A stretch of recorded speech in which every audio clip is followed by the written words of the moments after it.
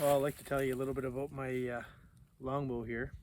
I have a couple longbows, but they basically operate the same way. And I mean, I have a different shooting strategy, you might call it, because I don't I don't shoot instinctively. I aim. I aim using the tip of the arrow. So if I have a longer arrow, I have to aim lower.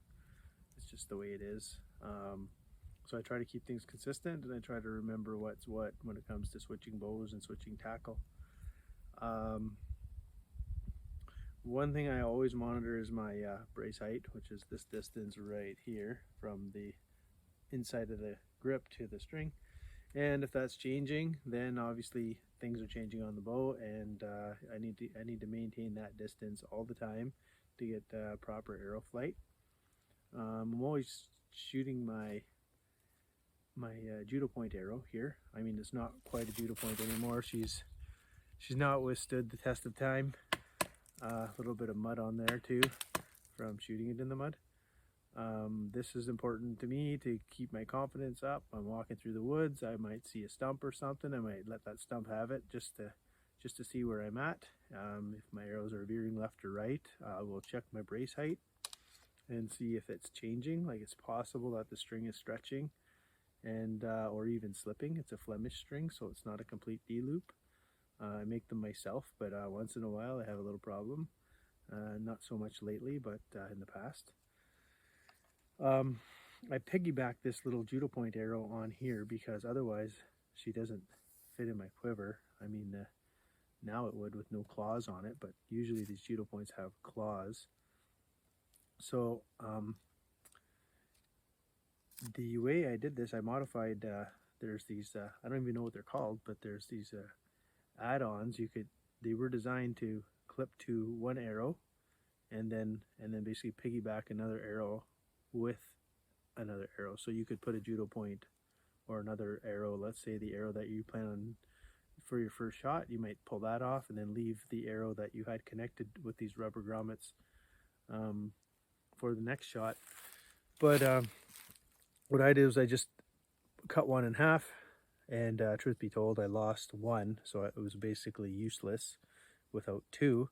I drilled this side of one and then the other side of one, and then threaded it onto my quiver, and it works out pretty slick. Also, if I ever decide to use those Magnus bullheads, that could sit right in there as well. Just have to watch I don't cut my string. My arrows are gold tip traditional 500 spine. They're cut down to basically my draw length, which is worked out. Like when I draw this arrow back, the tip of the arrow basically hits the front of my bow, but that wasn't by design. I don't care if it does do that or not. The most important part is that it's tuned, and I always bare shaft tune. So I will take the arrows and cut them down continuously until I get to the length where they shoot true.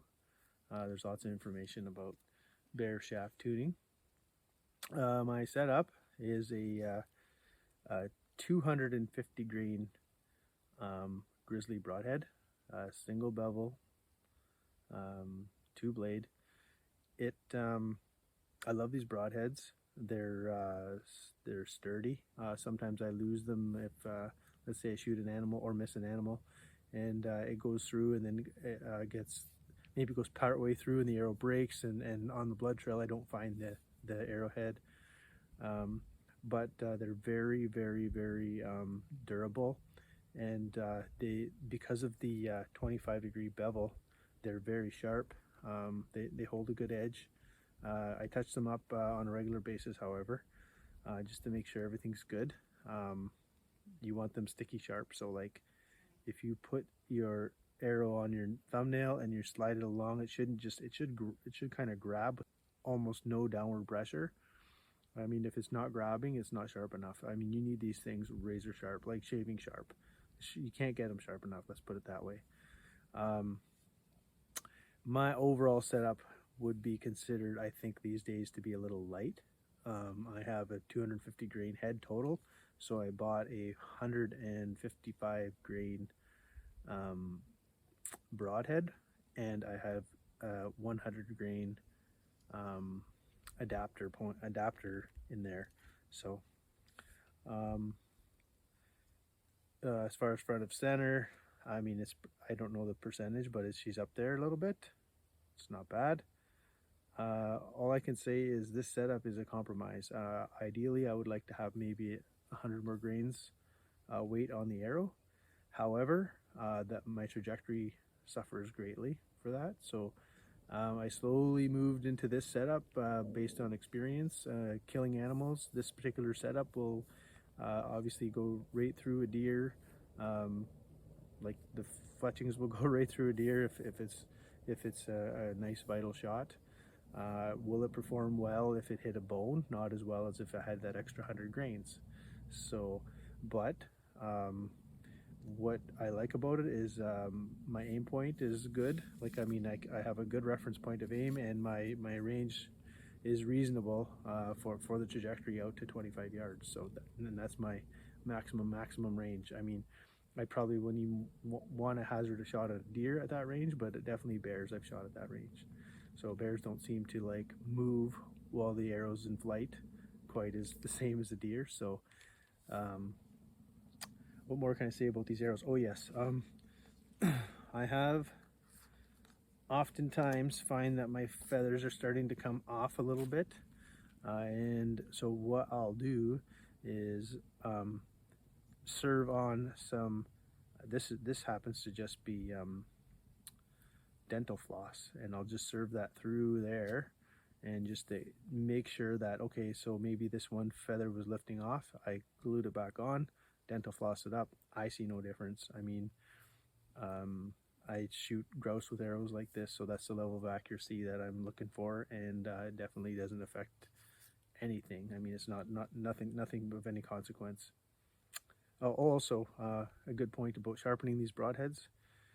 These broadheads don't come very sharp, so a good thing to do is actually to file the back so that you have a nice straight so that it'll create a nice straight edge, and then when you file the front, you'll get a really basically the straight edge has to match the straight edge. I mean, that's just almost the definition of sharpness.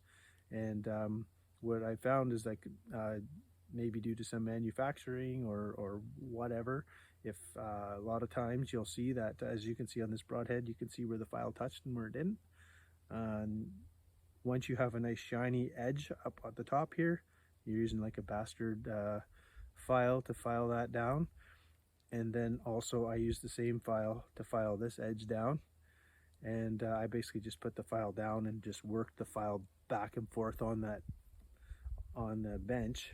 And I moved the broadhead actually, and you got to watch your fingers, you don't cut them. But and you're just looking for both sides of the cutting edge to be shiny, and once you get that, you know you're getting there, and then you just carry on until you get to that sticky sharp point.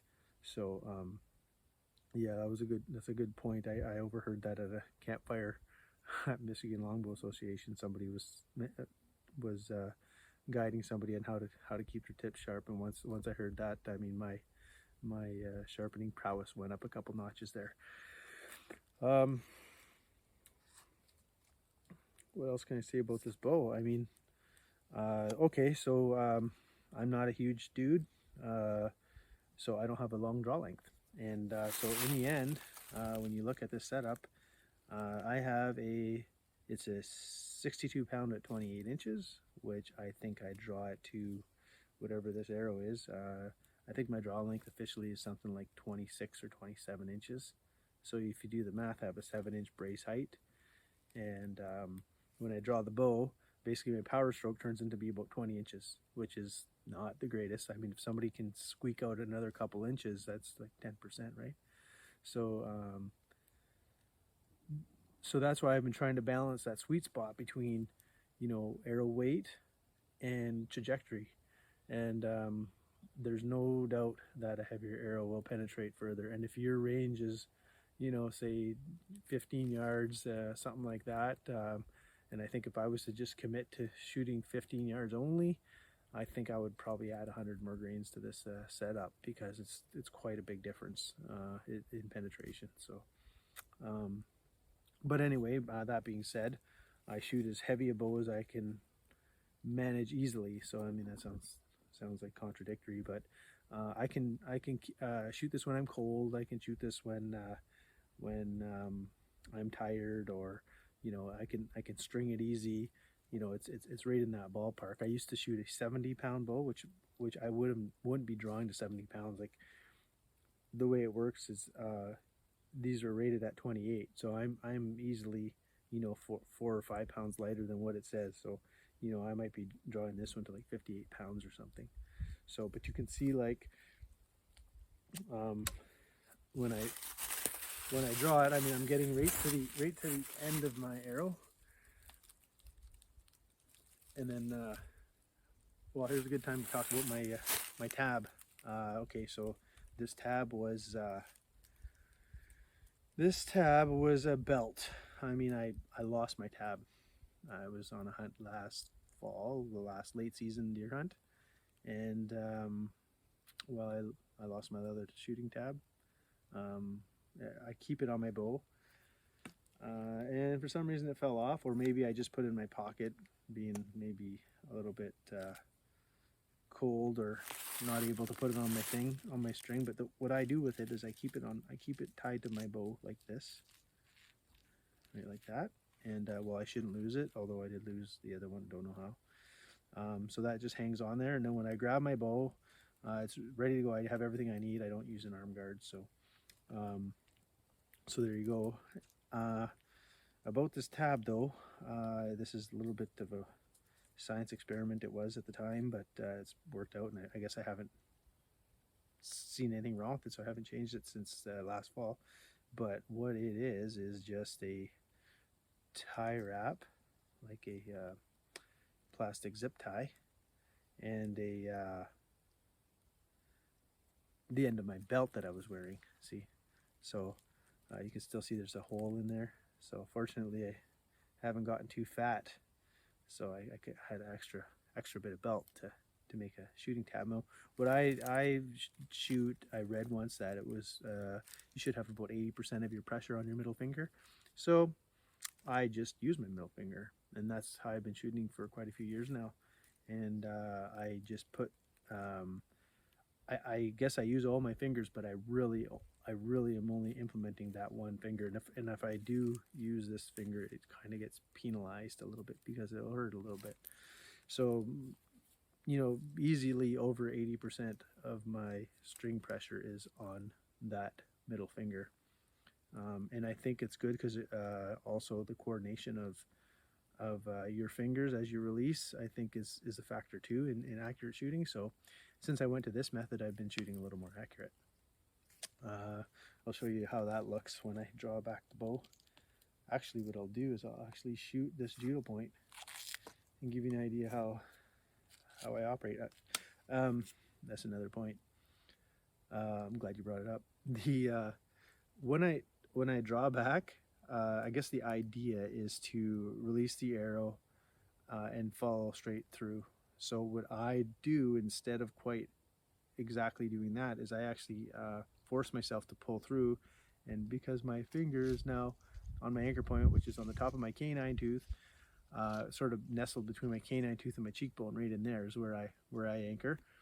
I guess that's another story for another video, but why I do that, it's another compromise. But draw back, and as I'm pulling that arrow back, I'm basically forcing my finger to open. So it's sort of like maybe it's psychological, I'm not sure, but it seems to work a lot better for me, because I'm actually coordinating the follow through of my draw. I'm almost pulling through the shot and opening my finger, and my finger almost can't go back unless it opens. So it's almost like a forced thing. I don't exactly release, I guess. So here, I'll go ahead and take a shot and demonstrate that.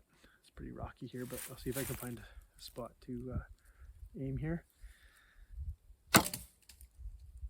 So hopefully that was a good a good example of my shooting. That's what I wanted to share. It's a pretty good setup. I mean, I've shot quite a few animals with this setup, and the performance has been really well. Recently, I've been going over my mental records of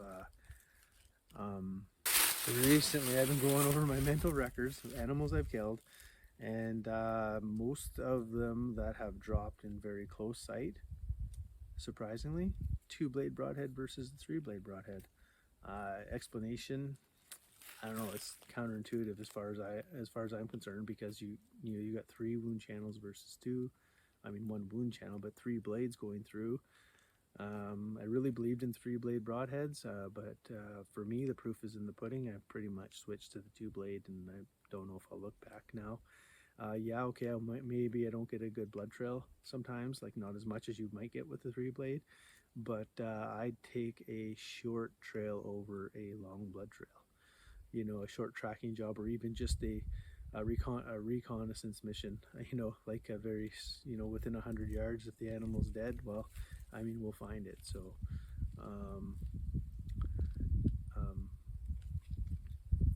as far as the actual yeah, so anyways, that's my bow setup, and I'm happy with it. I've settled on it. It took quite a while to settle on it. I mean, I dabbled with heavy arrows, I dabbled with a lot of different things, and I dabbled with an arm guard. Arm guards were a problem for me because, well, okay, you got to put it on, and then when for about a year, I was getting these random shots, and what was happening was the string was actually hitting the very end of the arm guard. So I'll go out and shoot targets for, you know, a session, and everything's great, and I think I'm Robin Hood, and then the next time I go, I'll be like blowing shots, like I'll shoot 3 good shots and then blow a shot, and 3 good shots and blow a shot, and it was so inconsistent, and it was frustrating. And one day I was looking at my arm guard, and I could see, well, I'm hitting that a little bit. So anyways, especially when I'm hunting, I have a natural arm guard, which is my clothes, and I have to keep them fairly tight. And if you're built like Popeye, I mean, with the big forearms, I mean, I don't know how I would shoot if I was built that way, because my string comes very close to my arm, and with that arm guard on there, it just makes it that much worse. So I don't shoot with an arm guard. Well, that's the setup, and I just wanted to toss that out to you. All right, thanks for watching. Animals that I've killed with the longbow, and in comparison